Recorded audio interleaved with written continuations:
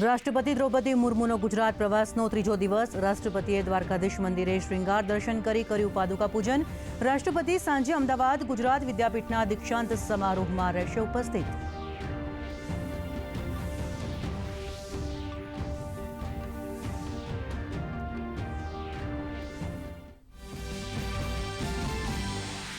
પ્રધાનમંત્રી નરેન્દ્ર મોદીએ કૃષિ ક્ષેત્રમાં 35,440 કરોડની 2 યોજનાની કરી શરૂઆત. પીએમ ધનધાન્ય અને દલહન આત્મનિર્ભરતા મિશનની કરી શરૂઆત. પીએમ મોદીએ દલહન ક્ષેત્ર સાથે જોડાયેલ ખેડૂતો સાથે કર્યો સંવાદ. કહ્યું, ખેતી અમારી વિકાસ યાત્રાનો મહત્વપૂર્ણ હિસ્સો. ભાજપ અધ્યક્ષ જેપી નડ્ડાના નિવાસસ્થાને ભાજપની કોર ગ્રુપની બેઠક શરૂ.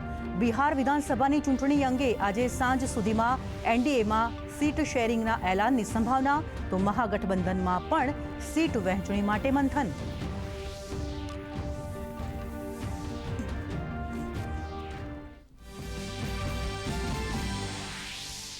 મુખ્યમંત્રી ભૂપેન્દ્ર પટેલે રાજકોટને આપી વિકાસની ભેટ. વિકાસ સપ્તાહ અંતર્ગત રાજકોટ મનપાના 194 કરોડના વિવિધ પ્રકલ્પોનું કર્યું ખાતમુહૂર્ત. મુખ્યમંત્રીએ કહ્યું, વિકસિત ભારતના સંકલ્પ સાથે સરકાર છેવાડાના માનવી માટે કરી રહી છે કામ.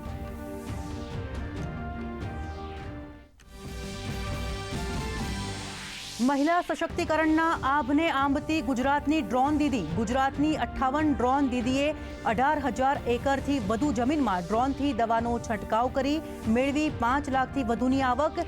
રાજ્યની 1,024 મહિલાઓને આપવામાં આવી તાલીમ.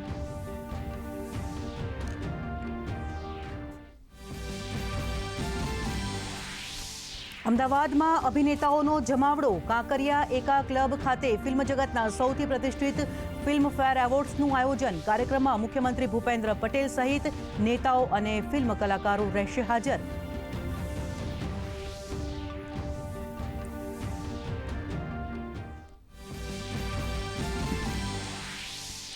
અને દિલ્હીમાં વેસ્ટ ઇન્ડિઝ સામે બીજી ટેસ્ટ મેચનો આજે બીજો દિવસ. ભારતે 518 રને દાવ કર્યો ડિક્લેર. શુભમન ગિલે સદી ફટકારી વર્લ્ડ ટેસ્ટ ચેમ્પિયનશિપમાં ભારત માટે સૌથી વધુ રન બનાવનાર ખેલાડી બનવાનું ગૌરવ પ્રાપ્ત.